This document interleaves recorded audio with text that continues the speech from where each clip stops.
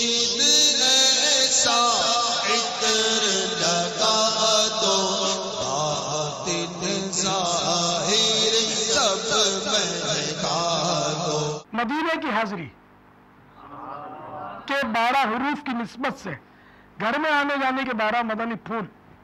Number 1، جب گھر سے باہر نکلے تو یہ دعا پڑھیے، بسم اللہ توکلت علی اللہ لا حول ولا قوت الا باللہ۔ ترجمہ، اللہ عز و جل کے نام سے میں نے اللہ عز و جل پر بھروسہ کیا۔ اللہ عز و جل کے بغیر نہ طاقت ہے نہ قوت۔ انشاءاللہ عز و جل اس دعا پڑھنے کی برکت سے سیدھی راہ پر رہیں گے، آفتوں سے حفاظت ہوگی اور اللہ الصمد عز و جل کی مدد شامل حال رہے گی۔ ترجمہ پڑھنا ضروری نہیں ہے، صرف عربی میں دعا پڑھ لی یہ کافی ہے۔ نمبر 2، گھر میں داخل ہونے کی دعا، اللہم انی اسألک خیر المولد و خیر المخرج، بسم اللہ ولجنا و بسم اللہ خرجنا و علی اللہ ربنا توکلنا۔ اے اللہ عز و جل، میں تجھ سے داخل ہونے کی اور نکلنے کی بھلائی مانگتا ہوں۔ اللہ عز و جل کے نام سے ہم داخل ہوئے اور اسی کے نام سے باہر آئے، اور اپنے رب اللہ عز و جل پر ہم نے بھروسہ کیا۔ دعا پڑھنے کے بعد گھر والوں کو سلام کرے، پھر بارگاہ رسالت میں سلام عرض کرے، اس کے بعد سورۃ الاخلاص شریف پڑھے۔ انشاءاللہ عز و جل روزی میں برکت اور گھریلو جھگڑوں سے بچت ہوگی۔ نمبر 3، اپنے گھر میں آتے جاتے محارم و محرمات مثلا ماں باپ بھائی بہن بال بچہ وغیرہ کو سلام کیجئے۔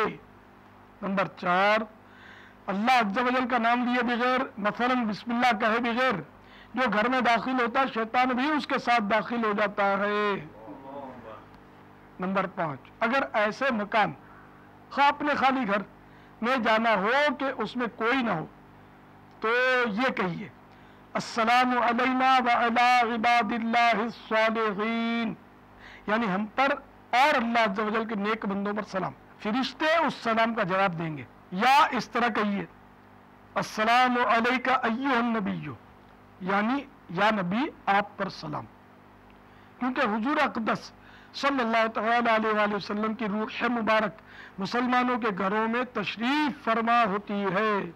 نمبر 6، جب کسی کے گھر میں داخل ہونا چاہیں تو اس طرح کہیے، السلام علیکم، کیا میں اندر آ سکتا ہوں؟ نمبر 7، اگر داخلے کی اجازت نہ ملے تو بخوشی لوٹ جائیے، ہو سکتا ہے کسی مجبوری کے تحت صاحب خانہ نے اجازت نہ دی ہو۔ نمبر 8، جب آپ کے گھر پر کوئی دستک دے تو سنت یہ ہے کہ پوچھئے کون؟ باہر والے کو چاہیے کہ اپنا نام بتائے، مثلا کہے محمد الیاس، نام بتانے کے بجائے اس موقع پر مدینہ میں ہوں دروازہ کھولو وغیرہ کہنا سنت نہیں۔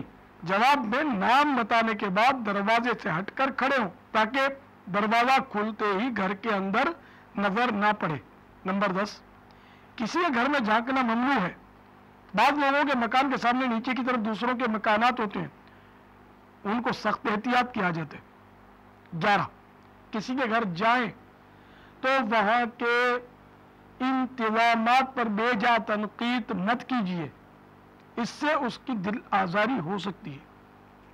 واپسی پر اہل خانہ کے حق میں دعا بھی کیجیے اور شکریہ بھی ادا کیجیے، اور سلام بھی، اور ہو سکے تو کوئی سنت و بھرا رسالہ وغیرہ بھی تحفتاً پیش کیجیے۔